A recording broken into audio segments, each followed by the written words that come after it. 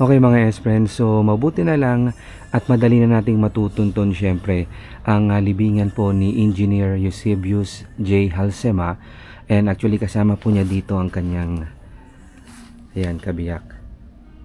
Ayan, doon sa kanya lapida na makikita natin the mayor who engineered Baguio City, at kung bakit ganon, ito buti at meron na siyang kahit papaano nilagyan na ng ganitong marker.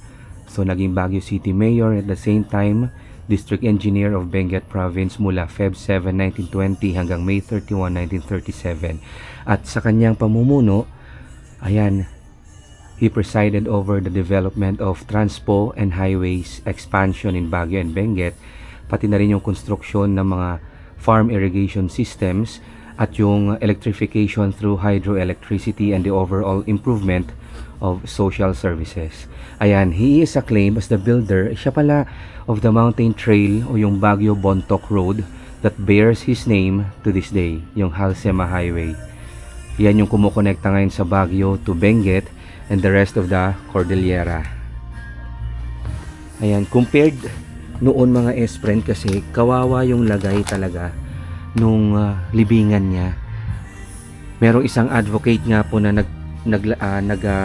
kumuha ng picture nito noon na talagang totally covered siya ng mga halaman.